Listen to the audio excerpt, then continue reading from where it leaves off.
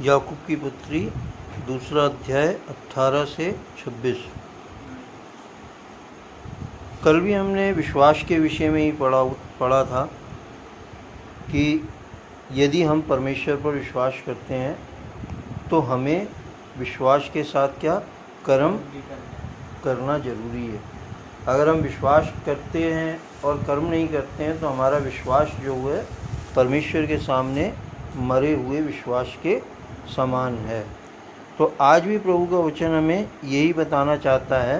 तो 18वें पद में पढ़ेंगे, वरन कोई कह सकता है कि तुझे विश्वास है और मैं कर्म करता हूँ। तू अपना विश्वास मुझे कर्म बिना तो दिखा, और मैं अपना विश्वास अपने कर्मों के द्वारा तुझे दिखाऊंगा। यहाँ एक चैलेंज है। इस आयत में एक चैलेंज दिया जा रहा है। क्या?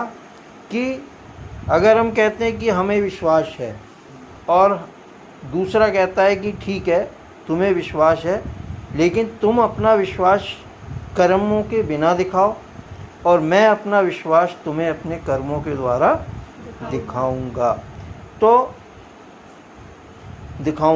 तो ऐसा मनुष्य क्या अपना विश्वास बिना कर्मों के दिखा सकता है?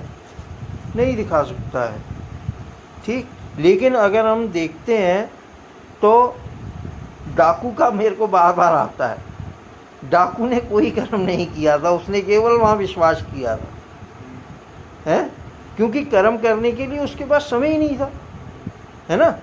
कर्म करने के लिए उसके पास समय नहीं था, इसलिए वो कर्म नहीं कर सका।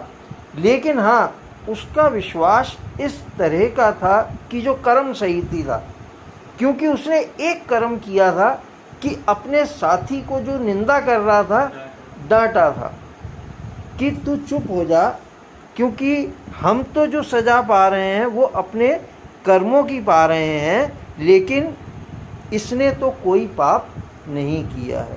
तो उसका भी एक कर्म था, है ना?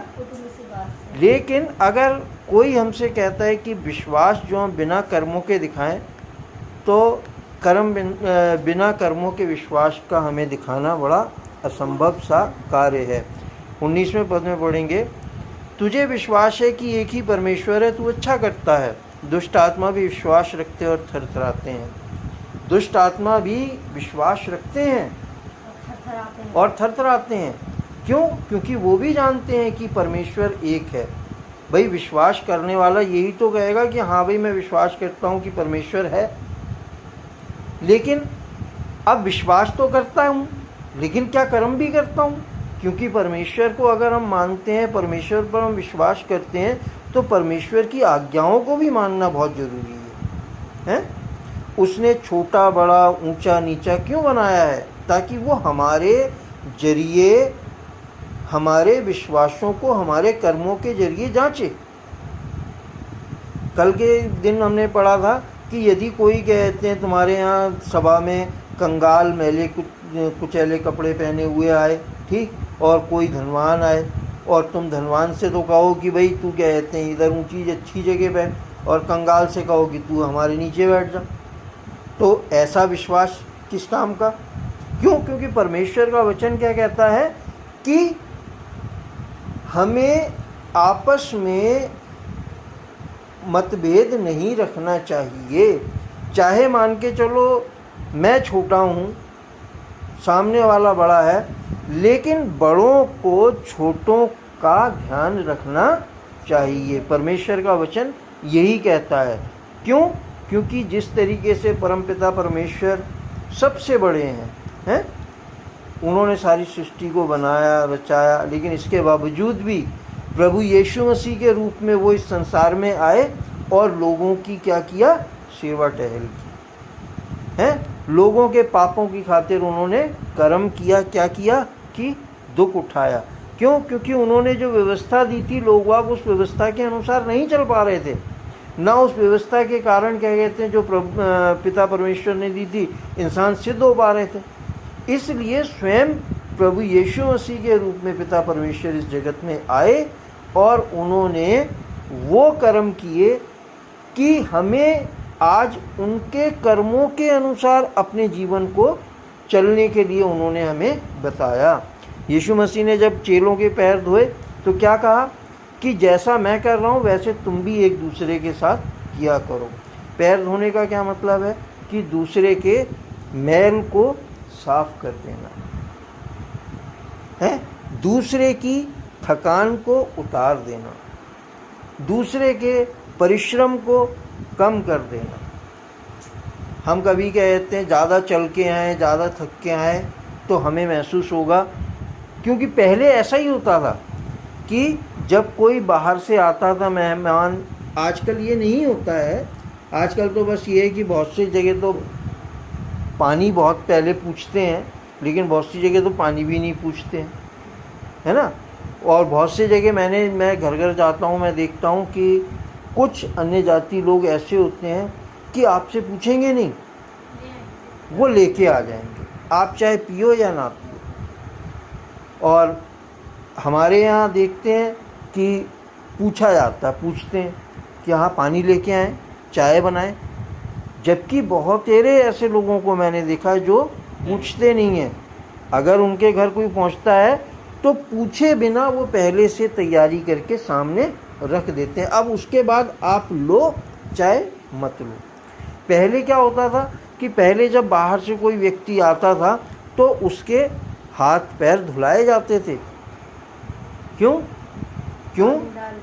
हाँ, फिर तौलिया लेके खड़े रहता था एक जना। हाँ, कारण ये कि ऐसा करने से क्या होता था कि जो व्यक्ति कहीं से आ रहा है उसका एक तो मन प्रसन्न हो जाता था, ठीक, आपने उसे खुशी दी। दूसरा क्या, हाथ पैर धोने से, मुंह धोने से उसकी थकान उतर जाती थी, आपने उसको आराम दिया, है ना। तो परमेश्वर का वचन हमसे यही चाहता है और कहता है कि यदि हम विश्वास रखते हैं तो हमें अपने विश्वास को अपने कर्मों के द्वारा अपने सामने वाले को दिखाना चाहिए, चाहे वो हमारे से छोटा ही क्यों ना हो, कमज़ोर ही क्यों ना हो। हम अगर बलवान हैं तो कमज़ोर को ये नहीं कि दबाएं, बल्कि उसकी निर्बलता में उसकी सहायता करें। अगर कोई कंगाल है तो उसके कंगालपन में हम उसकी सहायता करें। तो परमेश्वर का वचन हमें ये बताता है कि दुष्ट आत्माएं भी जानती हैं कि परमेश्वर है, लेकिन वो क्या करती हैं, कर्म नहीं करती हैं। वो कर्म क्या करती हैं, बिगाड़ने का कर्म करती हैं, सिर्फ वो किसी को बनाने का कर्म नहीं करती हैं। कोई दुष्ट आत्मा किसी को बनाती है? मैंने अपने जीवन में इतना देखा है कि दुष्ट आत्माएं लोगों की ज़िंदगियों को तबाह कर देती हैं। जिस किसी के अंदर दुष्ट आत्मा समा जाती है उसकी ज़िंदगी को तबाह कर देती है, बर्बाद कर देती है। लेकिन जब प्रभु यीशु मसीह का नाम उसके सामने लो तो खट से डर के निकल जाती है। कारण क्या, कि वो जानती है कि परमेश्वर वो पावर है, यीशु मसीह वो पावर है जो उसे तुरंत नाश कर सकता है।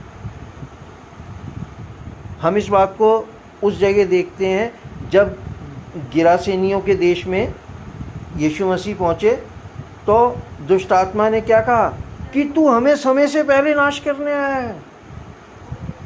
दुष्ट आत्माएं सेना थी, उस दो व्यक्ति थे, दो व्यक्तियों में सेनाएं समाई हुई थी दुष्ट आत्माओं की। एक जगह दो भी व्यक्ति बताए गए हैं, है ना, एक जगह एक व्यक्ति, एक जगह दो व्यक्ति भी बताए गए हैं। तो दुष्ट आत्माएं भी मानती हैं कि परमेश्वर है, विश्वास रखती हैं, जानती हैं, लेकिन वो कर्म नहीं करती हैं। वो मनुष्यों को बिगाड़ने का, मनुष्यों को नाश करने का कर्म करती हैं। तो 19वें पद में जैसा कि हमने पढ़ा कि तुझे विश्वास है कि एक ही परमेश्वर है, तू अच्छा करता है। दुष्ट आत्मा भी विश्वास रखते और थरथराते हैं। 20वें पद में, पर हे निकम्मे मनुष्य, क्या तू यह भी नहीं जानता कि कर्म बिना विश्वास व्यर्थ है। यदि हम कर्म नहीं करते हैं तो हमारा विश्वास क्या है, व्यर्थ है। 21वें पद में, जब हमारे पिता इब्राहिम ने अपने पुत्र इसाक को वेदी पर चढ़ाया तो वह कर्मों से धार्मिक न ठहरा था। सो तुमने देख लिया कि विश्वास ने उसके कामों के साथ मिलकर प्रभाव डाला है और कर्मों से विश्वास सिद्ध हुआ है। जब हम विश्वास के साथ कर्म भी करते हैं तो हमारा विश्वास जो है परमेश्वर को भाता है। कि इसने विश्वास किया। इब्राहिम जो हैं, जो विश्वासियों के पिता ठहराए गए, उन्होंने, उनके बारे में यहाँ बताया गया है कि उन्होंने परमेश्वर की आज्ञा को माना। जिस बच्चे को परमेश्वर ने, इसहाक को परमेश्वर ने उनके बुढ़ापे में पैदा किया था, जब परमेश्वर ने कहा कि तू इसकी बलि मुझे चढ़ा, तो वो वेदी पर रखकर छुरा चलाने को तैयार हो गया, बलिदान करने को तैयार हो गया। लेकिन परमेश्वर ने देखा कि अरे ये तो सचमुच में बच्चे को बलिदान चढ़ा देगा। तभी परमेश्वर पिता ने आवाज़ दी कि तू ऐसा मत कर। हैं? तो कई बार परमेश्वर पिता हमारे विश्वास को परखते हैं, देखते हैं, जिसमें हम खरे उतरेंगे या नहीं उतरेंगे, ये हमारे कर्मों के द्वारा सिद्ध होता है। क्योंकि हमारा विश्वास, अगर हम कहते हैं हम विश्वासी हैं, तो हमें अपने कर्मों के द्वारा अपने विश्वास को दिखाना जरूरी है। 23वें पद में, और पवित्र शास्त्र का यह वचन पूरा हुआ कि इब्राहिम ने परमेश्वर की प्रतीति की और यह उसके लिए धर्म गिना गया और वह परमेश्वर का मित्र कहलाया। है ना? परमेश्वर का वो क्या कहलाया? मित्र कहलाया। क्यों? क्योंकि उसने परमेश्वर पिता के आज्ञाओं का पालन किया। 24वें पद में, सो तुमने देख लिया कि मनुष्य केवल विश्वास से ही नहीं वरन कर्मों से भी धर्मी ठहरता है। वैसे ही राहब वेश्या भी जब उसने दूतों को अपने घर में उतारा और दूसरे मार्ग से विदा किया, तो क्या कर्मों से धार्मिक न ठहरी? राहब वेश्या के विषय में भी हम जानते हैं कि वो एक ऐसी स्त्री थी जो प्रभु के लोगों की खबर सुन रही थी कि वो लोग आ रहे हैं, और जान रही थी। क्यों? क्योंकि उस समय लोग वाग जब इसराइलियों को परमेश्वर लेके आ रहे थे, तो लोग वागों तक खबरें पहुंच रही थी और लोग वाग थरथरा रहे थे, कांप रहे थे।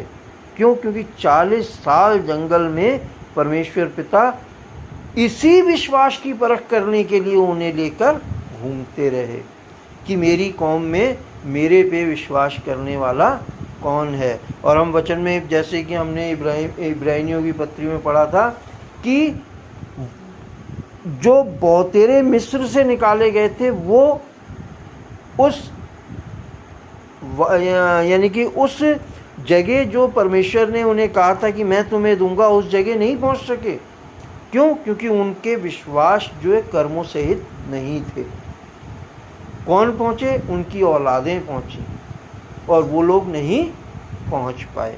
तो राहब वेश्या उसी समय थी जब कनान देश में, जब उसको फतेह करना चाहते थे इस्राएली, तो उन्होंने अपने दूत भेजे थे। राहब वेश्या ने उन दूतों को सिर्फ ये मानकर कि ये परमेश्वर के लोग हैं, उनकी रक्षा की थी, उनको बचाया था। तो अपने इस कार्य के द्वारा वो भी धार्मिक ठहरी थी। 26वें पद में, निदान जैसे देह आत्मा बिना मरी हुई है, वैसा ही विश्वास भी कर्म बिना मरा हुआ है। हमारा शरीर क्या है? जैसे कि आत्मा के बिना मरा हुआ है। जब आत्मा हमारे शरीर से निकल जाती है तो हमारा शरीर क्या है? मिट्टी है, बेकार हो जाता है, हिल नहीं सकता, डुल नहीं सकता, कुछ बोल नहीं सकता। क्यों? क्योंकि आत्मा हमारे अंदर है, तब ये काम होता है। जब आत्मा निकल जाती है कुछ नहीं कर सकता।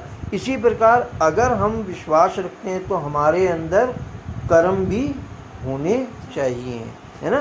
क्यों? क्योंकि कर्मों के बिना हमारा विश्वास बेकार है, मरा हुआ है, जैसे आत्मा बिना देह मरी हुई है। परमेश्वर पिता के वचन के पढ़े और सुने जाने पर बहुतायत से आशीष हो। प्रभु यीशु मसीह के नाम में आमीन, आमीन, आमीन।